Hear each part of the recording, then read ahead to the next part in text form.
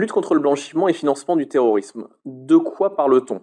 De façon concrète, on parle d'un sujet sur lequel le régulateur, l'ACPR en l'occurrence, est de plus en plus présent, de plus en plus virulent. Et ce qu'on peut voir si on fait un bilan 2021, c'est un nombre de contrôles, également un nombre de sanctions croissant, avec des montants de condamnation qui sont en forte augmentation et avec un maximum à 4 millions d'euros. Donc on parle de montants qui ne sont évidemment pas négligeables, nonobstant l'effet d'image qui est évidemment parmi les éléments les plus redoutés par les entreprises. Pour certaines condamnations, ça a été assorti de condamnations pénales pour une partie des collaborateurs. Donc on parle d'un sujet important et clairement sans être médium, c'est un sujet qui sera de plus en plus important. Chaque nouvelle directive le montre. On voit un régulateur et au-delà une société qui est de plus en plus sensible à ces problématiques de blanchiment, de financement du terrorisme, et donc un besoin de la part des organismes concernés, que ce soit évidemment majoritairement les banques, les assurances, d'avoir un traitement toujours plus précis, toujours plus fin, de façon à rester conforme et in fine à diminuer le risque opérationnel. Alors, quelques proportions. Alors, ne cherchez pas à faire le 100% des chiffres qui sont donnés. Les pourcentages n'ont rien à voir les uns avec les autres. J'ai commencé par faire cette lecture au début et évidemment, ça ne marche pas. Ce qu'on voit sur 2021, sur l'ensemble des procédures de contrôle, seuls 1% ont abouti à mettre hors de cause l'entreprise contrôlée. Alors, ça veut dire quoi? D'une part, que le régulateur cible bien les entreprises qu'il contrôle, puisque dans 99% des cas, il trouve à minima des remarques, des blâmes, des éléments d'amélioration à donner.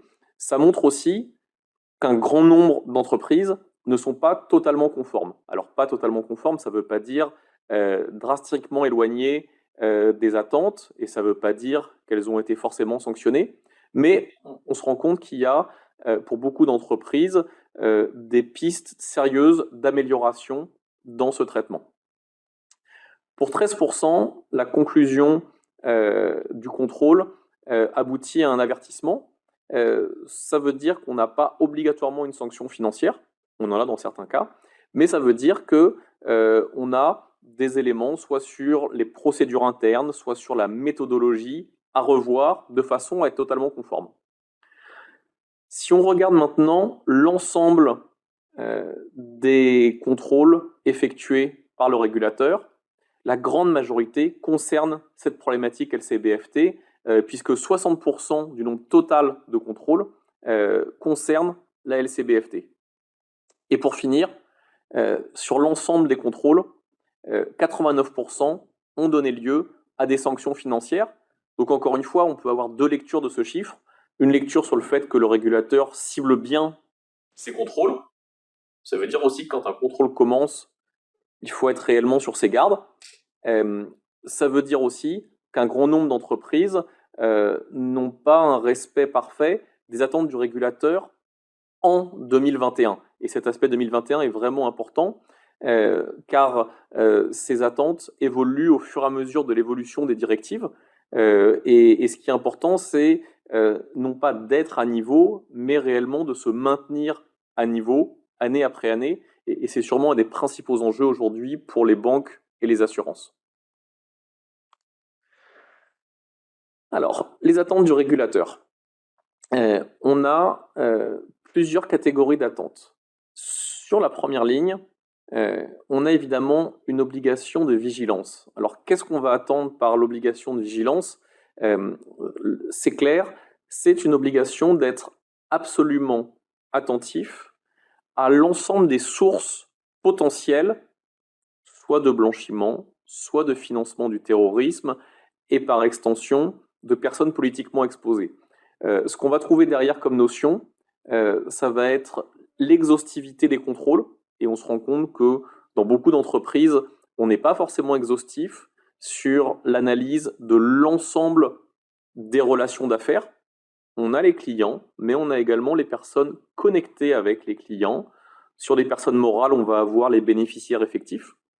Donc on a une notion d'exhaustivité, une notion de vélocité, c'est-à-dire de temps de traitement. Et l'ensemble de cette vigilance, elle va être appliquée principalement à deux sujets. D'une part, on a ce qu'on appelle couramment le criblage, c'est-à-dire la comparaison de listes de personnes physiques ou ayant ou bénéficiaires effectifs de personnes morales que sont vos clients, vos partenaires, vos fournisseurs, qu'on va comparer avec des listes internationales, des listes de gel des avoirs, des listes de personnes politiquement exposées, nationales et internationales. Ça, c'est la partie criblage. La deuxième partie, qui est tout aussi importante que le criblage, même si elle est fréquemment négligée, c'est ce qu'on appelle l'analyse des flux financiers.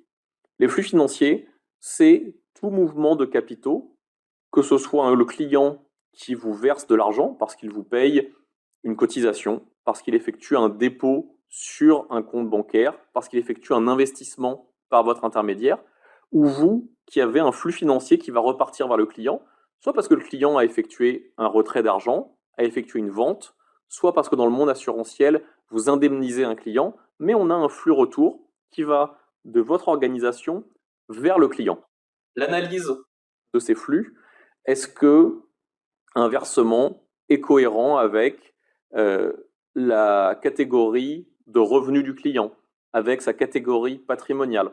Est-ce que j'ai une cohérence sur la date à laquelle un client a souscrit un contrat d'assurance, la date à laquelle on a un sinistre éventuellement important, et la date à laquelle on va avoir un versement? Est-ce qu'on a un enchaînement dans les versements qui est cohérent par rapport à l'activité du client, par rapport à la nature du client, par rapport à ses revenus? Et cette analyse des flux financiers est de nature à générer logiquement à peu près autant d'alertes que le criblage sur des listes. Sur la deuxième ligne, on a ensuite des questions d'organisation. Et aujourd'hui, on se rend compte que dans les contrôles du régulateur, on a un nombre de sanctions assez important qui n'est pas dû à une transaction en particulier ou dû à un client dont les avoirs auraient été gelés, mais qui sont des sanctions sur des motifs de mauvaise organisation, ou en tout cas d'organisation perfectible. Quand on parle d'organisation et de contrôle interne, ça veut dire une obligation de moyens, avoir suffisamment de personnes pour traiter les alertes. Ça veut dire avoir un système d'escalade cohérent, et c'est pour ça qu'on parle de contrôle permanent au second niveau. On peut avoir un premier niveau de défense avec des analystes qui travaillent de façon efficace, qui sont suffisamment dimensionnés, avoir des outils performants. Maintenant, une fois qu'une alerte est considérée comme critique et qu'elle va être escaladée, on se rend compte que souvent, ça peut être le niveau où l'organisation va pêcher, et finalement, une alerte jugée critique en niveau 1 va, allez, en caricaturant un petit peu, tomber dans les limbes sur la suite, parce que le niveau 2 n'est pas cohérent et n'a pas de procédure cohérente pour traiter un risque et pour derrière éventuellement le transmettre au régulateur. Et c'est pour ça qu'on arrive sur le sixième élément, les procédures et les échanges d'informations. Et là, on parle d'échanges d'informations au sens large. Les échanges d'informations, ça va être l'intégration des mises à jour quotidiennes des listes de personnes concernées par le gel des avoirs, des personnes politiquement exposées. Ça va être la transmission de l'information en interne, mais ça va être également la transmission des déclarations de soupçons à la CPR, qui doit être réalisée avec la même fluidité et la même vélocité que le traitement interne des alertes. Et quand on répond bien à ces 6 attentes, bah, globalement, on a des contrôles qui se passent bien, et souvent d'ailleurs, on n'a pas de contrôle du tout, parce qu'encore une fois, le régulateur cible bien ses contrôles, on l'a vu précédemment.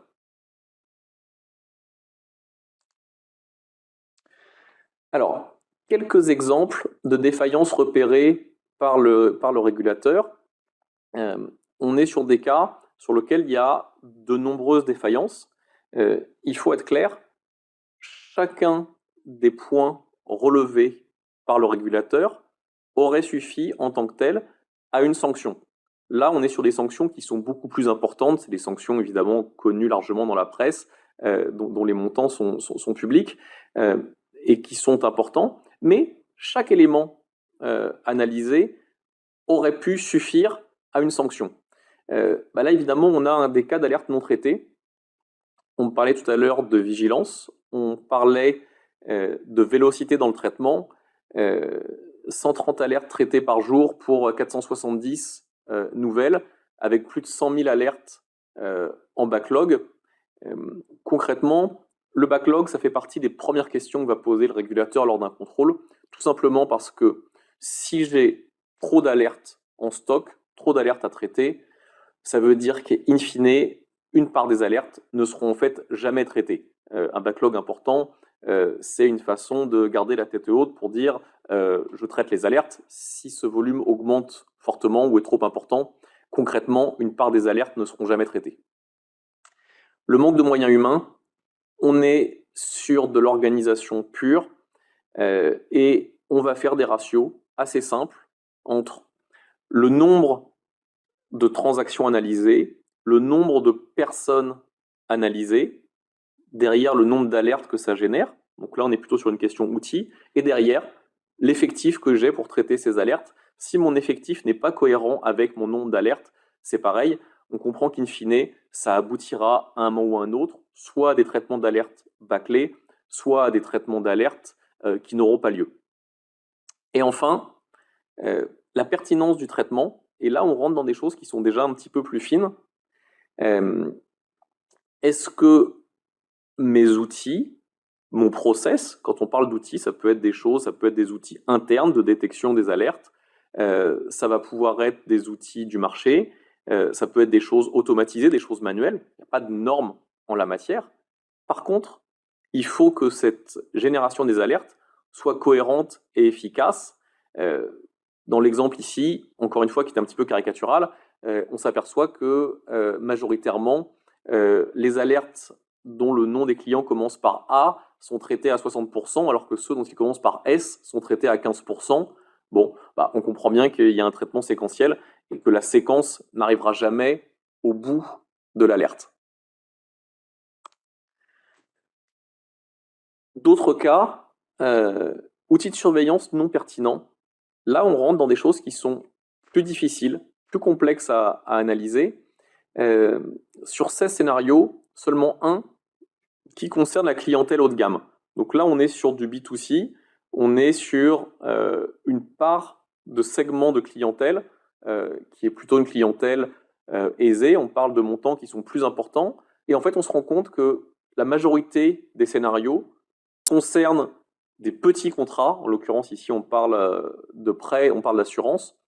Concernent des petits contrats d'assurance, concernent des montants extrêmement modestes, qui sont en effet le gros de la volumétrie pour cette entreprise, mais on s'aperçoit que les contrats avec des montants très élevés et potentiellement avec des gros montants concernés par le blanchiment, finalement passent au travers des mailles du filet parce qu'en fait ne sont quasiment pas suivis, en tout cas ici, par un scénario sur 16. Donc quand on parle de pertinence de scénario, il faut que le scénario permette de faire ressortir simplement les comportements qu'on a souhaité identifier. Ça veut dire qu'un scénario a une stratégie et on doit évaluer la pertinence de cette stratégie pour faire ressortir les comportements recherchés. Ensuite, il faut que cette stratégie soit en effet adaptée à l'ensemble de la clientèle et qu'on ait segment par segment des stratégies, des scénarios différents adaptés de façon à ce qu'on soit bien exhaustif sur l'ensemble de la clientèle et qu'on n'ait pas de trous sur soit une typologie de client, soit une typologie de contrat. On a évidemment des problématiques de vélocité. Le temps de traitement est quelque chose d'extrêmement important.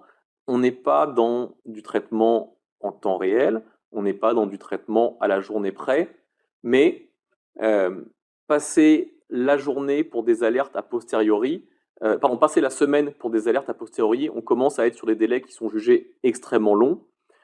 Pour de l'octroi, pour de l'entrée en relation, là on va être sur du temps réel parce qu'on va être sur une approche préventive, et donc il va falloir être capable de détecter en temps réel le fait qu'une relation d'affaires pose potentiellement un problème et nécessite une analyse, et donc être capable de geler une nouvelle relation d'affaires de façon à se laisser le temps de l'étude et de la validation ou de l'invalidation de la nouvelle relation d'affaires.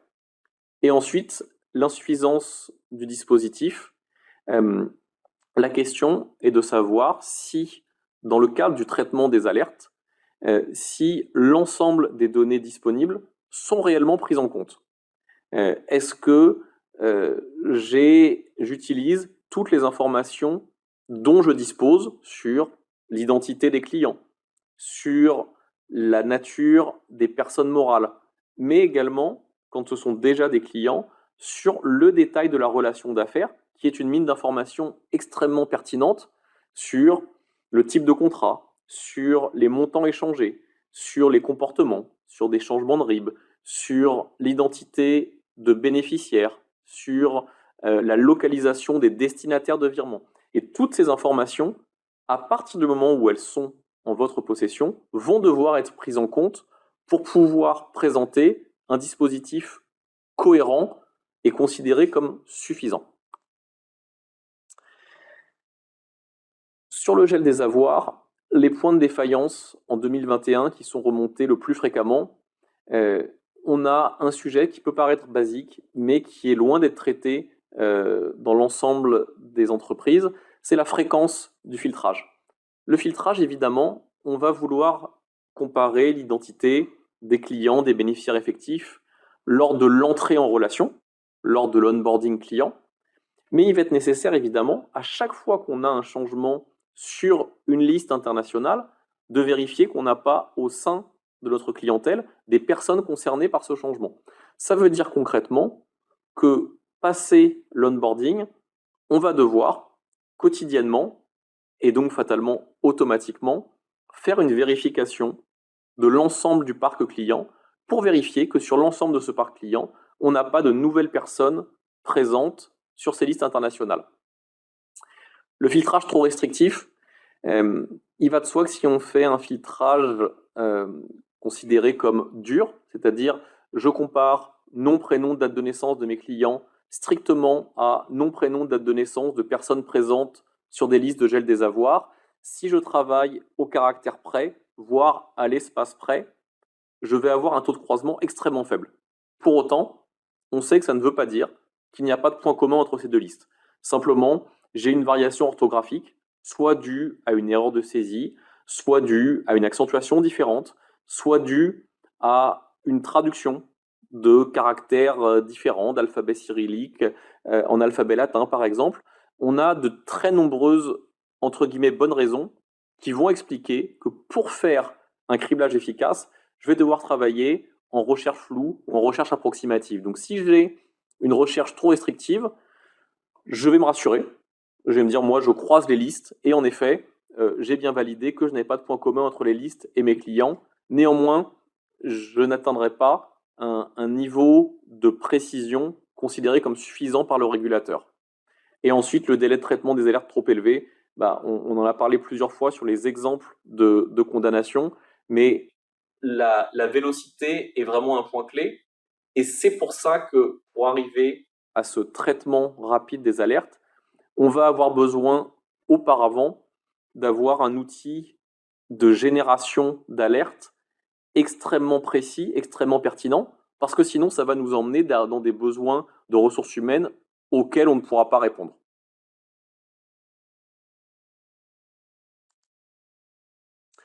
Alors, concernant justement les outils, quelles sont les caractéristiques des outils qui vont nous permettre de répondre aux attentes du régulateur? Alors, on va évidemment vous parler d'outils, et en l'occurrence vous parler de notre outil. Maintenant, de façon globale, les qualités qu'on va mettre en avant sur notre outil, si vous avez d'autres outils qui présentent les mêmes qualités, ça répondra de la même façon. Il se trouve qu'on a fait d'énormes efforts pour maintenir cet outil strictement au niveau des attentes du régulateur et anticiper un petit peu les directives à venir. Donc, en termes d'outils, ce dont on va avoir besoin. Recherche au flou, c'est ce dont on parlait à l'instant, c'est quelque chose d'absolument essentiel. Il faut être capable de faire une recherche approximative sur l'identité des clients, sur les noms, sur les prénoms, et on va travailler sur des statistiques de ressemblance, et on va déduire un niveau de risque de ressemblance. Ce criblage, il doit être évidemment absolument exhaustif. On va travailler sur l'ensemble de la base client, partenaire, bénéficiaire effectif, voire fournisseur dans certains cas. Temps réel, c'est important pour, d'une part, toutes les entrées en relation. C'est important également parce qu'à tout moment, il faut que la cellule conformité puisse faire une recherche et dire je rentre l'identité d'une personne et si je change un caractère, si je change quelque chose, je veux un résultat immédiat. Ce sont des moyens, mais ce sont des moyens aujourd'hui indispensables. Donc ça veut dire qu'on a un système à deux niveaux. On a un traitement a posteriori sur lequel on fait de la vérification. Quand on a par exemple une modification sur une liste internationale, on va vérifier à partir du moment où cette modification arrive, qu'on n'a pas déjà un client concerné sur notre liste, mais on va travailler également en temps réel sur de l'entrée en relation. Filtrage et monitoring des transactions, c'est quelque chose d'essentiel et parfois négligé. L'enjeu, c'est d'analyser chaque flux financier, entrant ou sortant, et d'être capable d'identifier un niveau de risque sur chacun de ces flux financiers. Et enfin, criblage avancé. Problématique du criblage est qu'on va comparer vos clients, l'ensemble des personnes concernées par vos relations d'affaires, avec des listes internationales. Il existe une infinité de listes. Alors, vous avez des listes au FAC, vous avez des listes au CDE, vous avez des listes très courantes que tout le monde peut détenir. Et ensuite, vous avez globalement l'infini de listes. Vous avez la liste de la police de l'Ohio qui existe, dans laquelle vous avez des personnes. Est-ce que c'est pertinent ou pas pour votre activité? C'est pas sûr. Et du coup, on arrive assez rapidement à deux écueils. Un premier écueil qui va être le fait de se dire finalement j'ai trois principales listes et je m'arrête là. Et vous allez avoir un risque important de passer à côté de personnes concernées pour lesquelles vous pourriez être sanctionné. Mais vous avez l'écueil inverse qui est de se dire je prends un fournisseur qui me garantit de prendre 1500 listes sans trop savoir ce qu'il y a dedans, sans trop savoir pourquoi, et de se dire je suis tranquille. Le choix des listes, c'est une stratégie, c'est une réflexion à avoir par rapport à vos clients. C'est pas forcément compliqué, mais avant de commencer à comparer ses clients avec des listes internationales, le prérequis absolu est de se poser la question de quel client on a et de quelle liste est pertinente pour le criblage.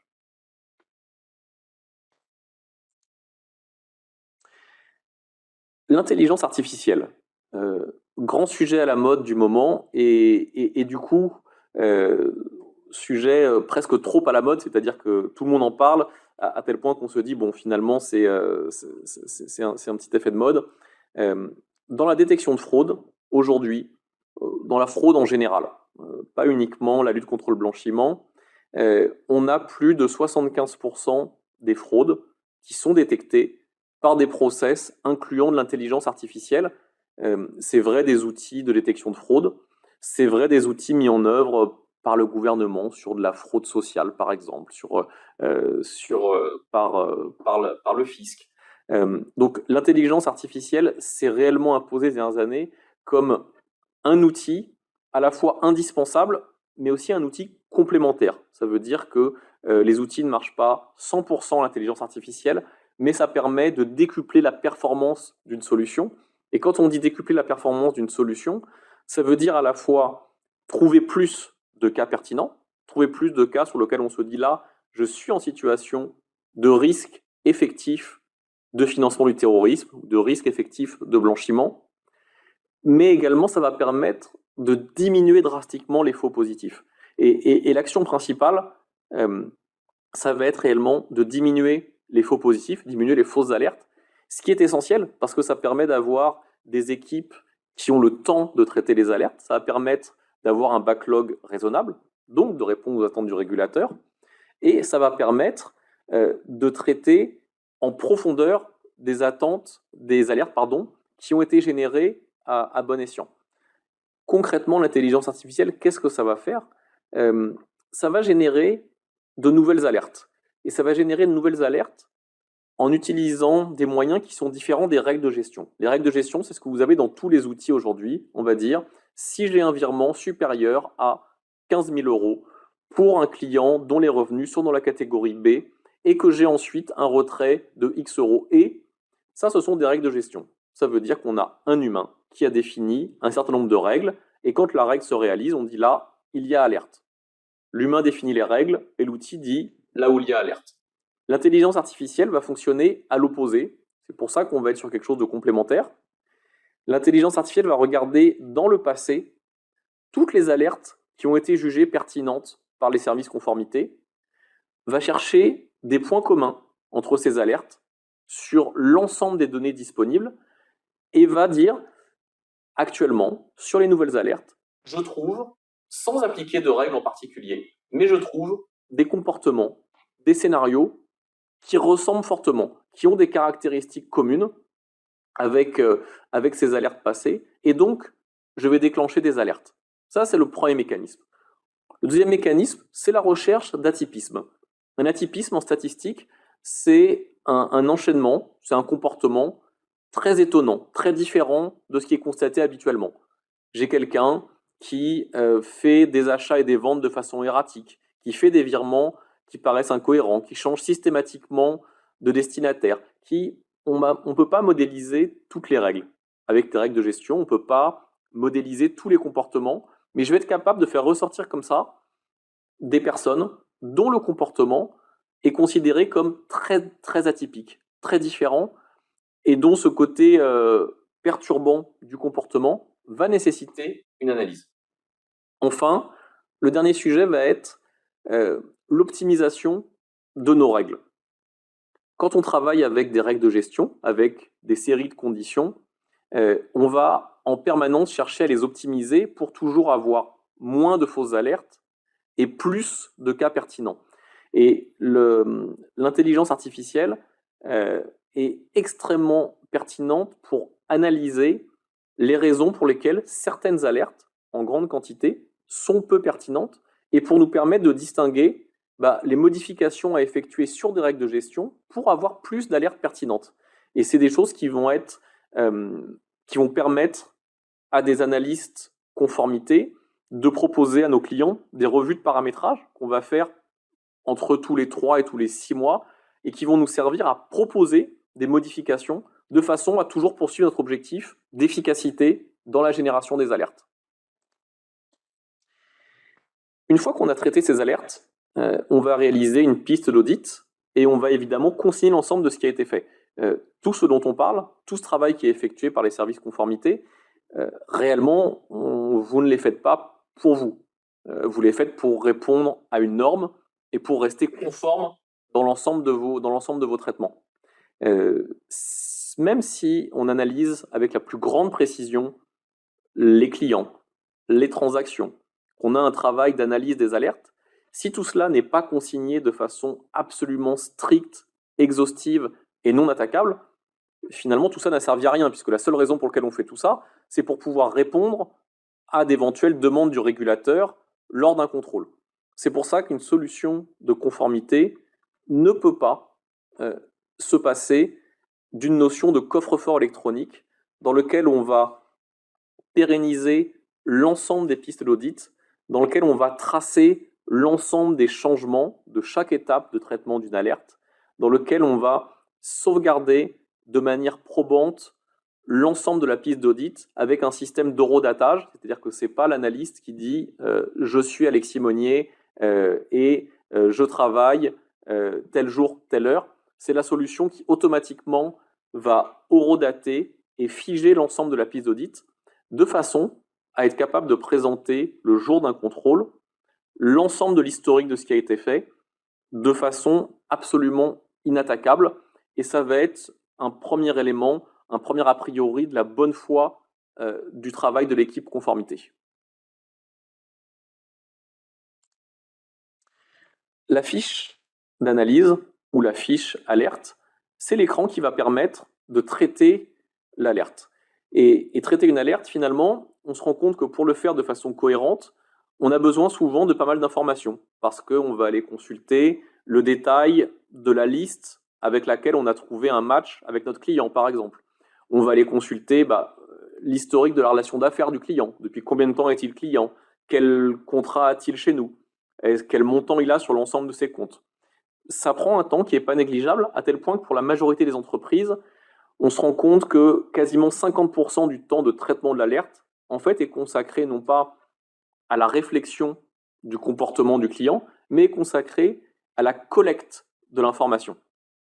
Et donc, si on veut gagner en efficacité sur le traitement, ça veut dire que dans l'outil de gestion des alertes, il faut sur la fiche alerte avoir le détail de l'explication de tout ce qui est à l'origine de l'alerte, mais également l'ensemble des informations nécessaires à l'analyse concernant le client. Ça veut dire rapatrier des données qui vont venir de l'outil de gestion, de l'ERP, du CRM, évidemment des sources de données internationales, de façon à avoir, d'une part, toutes ces données à disposition, mais également de sauvegarder ces informations. Et du coup, quand on va sauvegarder notre piste d'audit, on va avoir à la fois des informations qualitatives, l'ensemble de la rédaction de l'analyste, éventuellement la rédaction du N+1 ou du N+2, mais on va avoir également sauvegardé sur le même écran 100% des informations qui étaient disponibles au moment de l'analyse.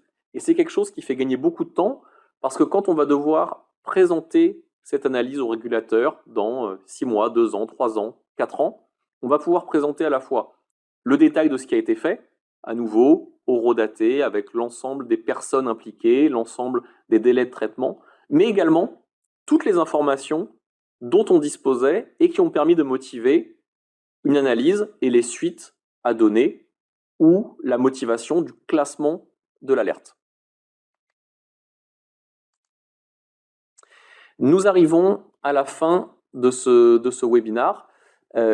Pour les questions, alors, si on a déjà une solution de criblage, est-ce que votre solution peut travailler en complément uniquement sur les flux financiers? Alors, c'est vrai qu'on a vu qu'il y avait deux actions qui peuvent paraître un petit peu éloignées, mais qui sont en fait complémentaires. Une action de comparaison avec des listes, qu'on appelle le criblage, et puis des actions d'analyse des flux financiers, des transactions.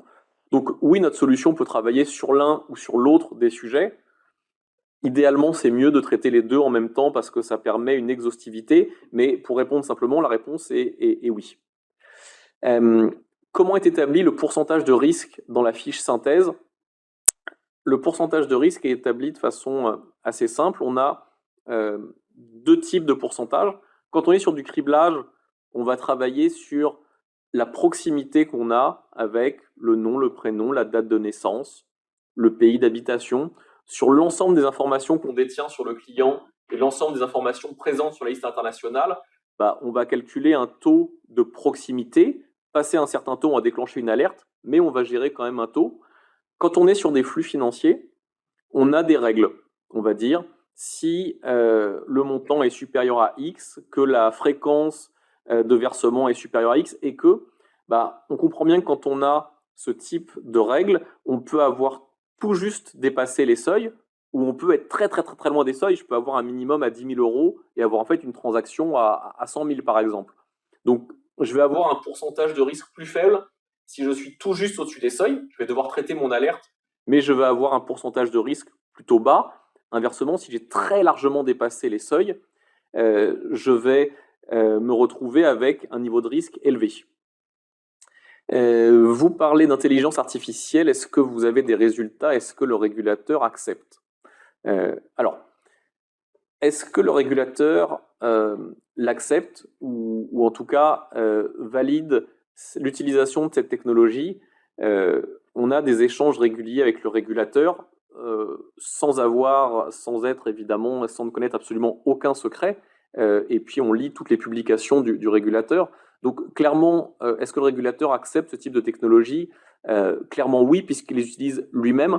De très nombreux articles en parlent. Si vous tapez machine learning ou intelligence artificielle ACPR, vous verrez l'ensemble des projets qui sont menés par le régulateur et l'ensemble des outils qui intègrent ces technologies qui sont dès à présent et depuis déjà quelques années en œuvre qui sont utilisés pour la détection d'alerte. Donc clairement, oui, c'est accepté puisque c'est accepté et utilisé. Est-ce que vous avez d'autres questions? Alors, on va laisser encore quelques secondes. Si on a une dernière question, je ne vois rien. Pour finir ce webinaire, votre avis est évidemment très important pour nous. Du coup, on se permettra de vous contacter simplement pour avoir un retour sur ce que vous avez pensé du webinaire, ce qui vous a intéressé, pas intéressé. C'est important pour nous, ça nous permet de progresser, c'est aussi l'occasion d'échanger avec vous. Donc écoutez, merci beaucoup pour ce moment d'échange, et puis à très bientôt lors d'un webinaire After Data.